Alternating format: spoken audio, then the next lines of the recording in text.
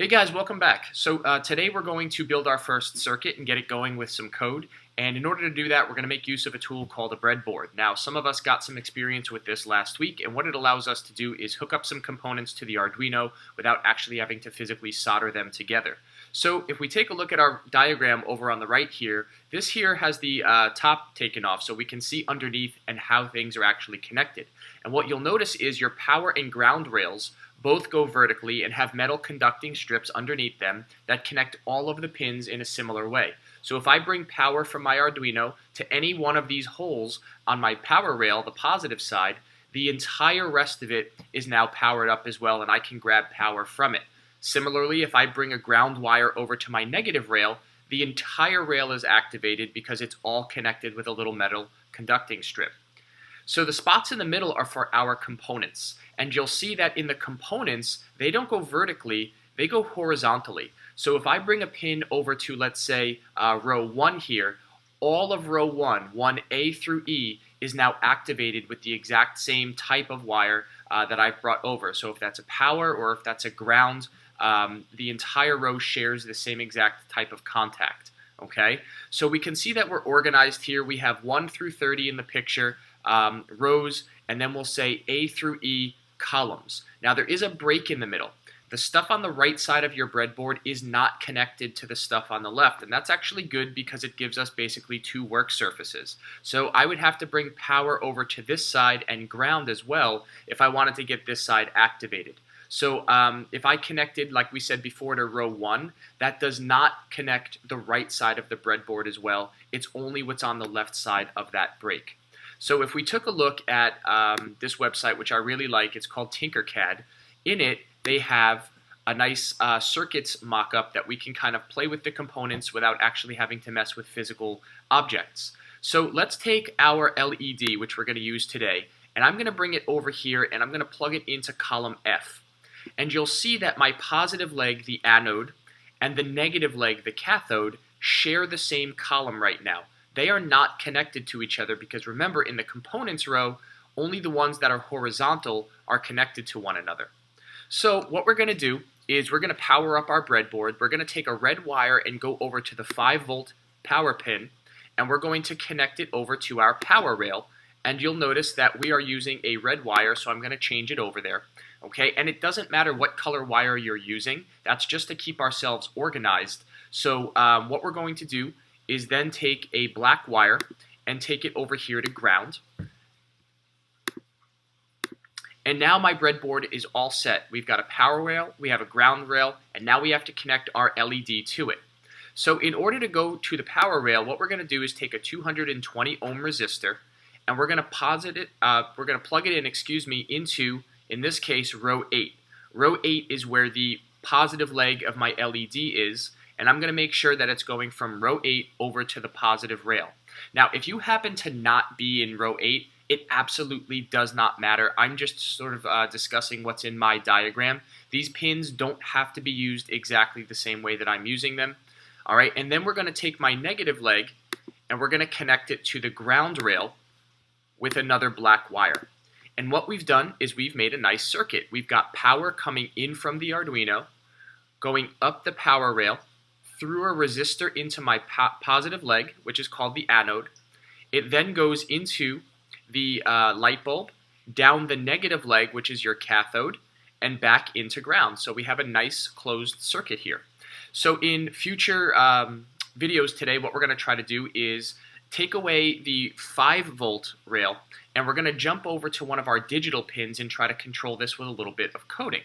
I always like to start here, though, because we want to know if our LED is working. So we'll try to power it up first, and then we'll bring it over to the digital rail and try to control it with some code. Okay, so what we're going to see now is we've hooked this up similar to our diagram, and I want you to notice a couple of things. First, when you're plugging something into your breadboard, and when you're removing something from your breadboard, it's good practice to unplug the Arduino from the computer so that there isn't any power in here. All right, we don't want to short anything and inadvertently cause any damage to our components. Number two is it's not going to look as neat as it does in the picture on the Tinkercad. So, the legs are longer. They don't click into place perfectly. They don't have this nice little symmetry where they fit into adjacent holes. Sometimes they're separated by a few. That's all perfectly fine. Okay, the resistor down here is a bit wiry and stringy looking compared to this nice low profile one in the picture. None of that really matters. We're just making sure we're making good connections right now. And if you've got a lit LED with your resistor in place, it's not smoking like it did last week, and you're now ready to activate this thing with a little bit of logic code. So let's take that step. All right, so here's a little bit of a different setup. We're still going to use our breadboard. And let's take a look at what we're doing here. So instead of starting at the 5-volt power rail, we're going to jump up to our digital rail now. We're going to select pin number 7. And using our blue wire, we're going to take that over and plug it into our breadboard. From it, we're going to jump over with a resistor and into the same row that the anode of our LED is showing in. Okay. Now, that power is going to come up and through our LED and into the ground leg, which is called a cathode. We're going to come off of that row with a black wire and hit our ground rail. Okay? And then from the ground rail, we need to finish the circuit by hitting the ground pin, which is right here next to digital pin 13 on our Arduino digital rail. Okay, here we go, your first sketch. So let's get a couple of things going. First of all, let's open up the My First Sketch that you saved for yourself in one of the earlier tutorials, and now it's time to start jamming out some code. So first things first, you're going to notice there are two major portions of any code. We've got the void setup, which is a section of your code which is going to, as it says here, put your setup code in here to run once. So the things you say in this spot only happen one time. And then you're going to have your loop, which is basically where you're going to put your main code, and it's just going to run over and over and over again. So it's going to start at the top, execute each of the steps, and then return to the top to start again. So if we go to the very top here, let's see what we have to do. First of all, we have to introduce our LED to the Arduino by establishing something called a variable. And there are many different types of variables depending on what you want them to store. You can think of a variable just as a container in which you store information. So here we have a variable called int, which stands for integer. And if you remember from math class, that's just any whole number. And we're going to name that integer LED pin. Now you can name it anything you want, but the convention is to use something descriptive. And the manner in which we write it is something called camel case, which means that we start with a lowercase letter, we write our first word, and then when we get to the second word, we don't use a space, we bump it up with a capital letter and then continue in lowercase. Next, you're going to see an equal sign. That is called an assignment operator. Essentially what you're going to do is initialize this LED pin as being connected to number 7. And that's where you're going to have the positive leg of your LED connected to on the Arduino. It's going to run from the anode over to digital pin 7. And then the semicolon, that is our period. That's how we stop what we're saying, similar to when you're writing in English. You say, okay, I've made my statement. And what this is called is a global variable. When we declare a variable up here at the top of our code, we make it accessible to the entire code.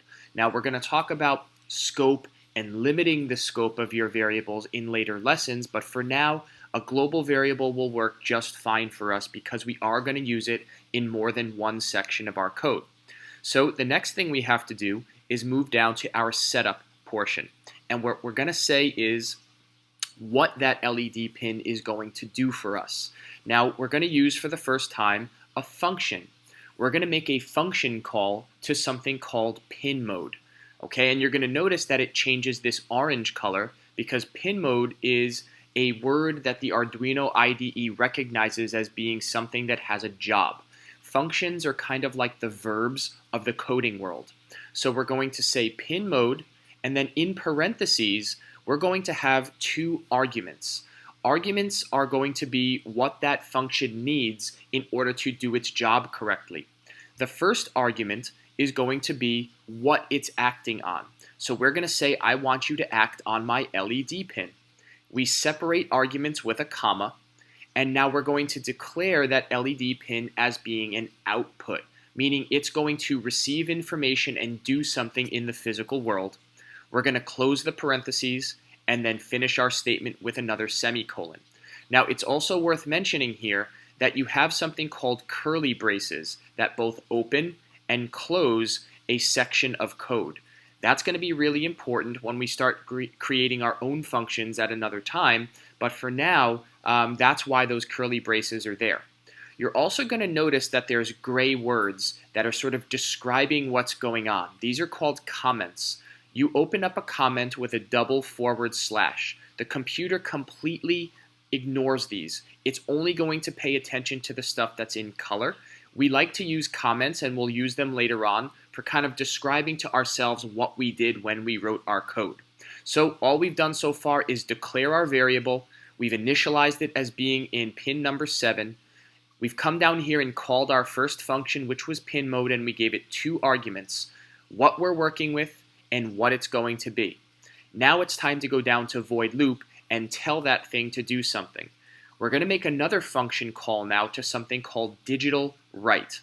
And if you remember back in our first tutorial, digital means I want to turn something on or turn something off. And if we're writing, we're going to tell one of our sensors, in this case not a sensor, our LED, what to do. So it again takes 2 arguments. What am I talking to, the LED pin, separated by a comma, and what digital state do we want it to be in? So in this case, we're going to turn it on. So we said that there were certain ways to say on in digital language, and in this case, the convention is to write high. And you'll see that it turns a bluish color, and again, that's the IDE saying, hey, I recognize that word.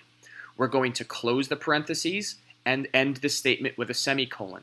Now, after I turn the light on, I want to wait for a moment. And when I say wait in Arduino language, that function call is called delay. Okay? Now, you'll see this word here, 1000. Oh my gosh, I'm going to wait for 1,000 minutes, 1,000 seconds. Nope, that's 1,000 milliseconds. So we declare time in our codes in milliseconds. So if I want to say 1 second, that's 1,000 milliseconds. I close the parentheses and end it. And now I want to turn the LED off. So I will digital write to that LED pin and say low and end it with a semicolon. Finally, I want to wait 1 more second by saying delay, 1,000 milliseconds, and boom, I'm at the end of my code now, but we're in the loop. So what does the loop do? It recycles back up to the top, and it should turn my LED on, wait a second, turn my LED off, wait a second. See if you can get this running, and what you're going to notice is that spelling and syntax are really, really important. If you capitalize a letter, if you forget a semicolon, if you forget some of your parentheses or add a space somewhere it doesn't belong, you're going to notice your code is going to give you an error call to the console, and we're going to have to debug and see what went wrong.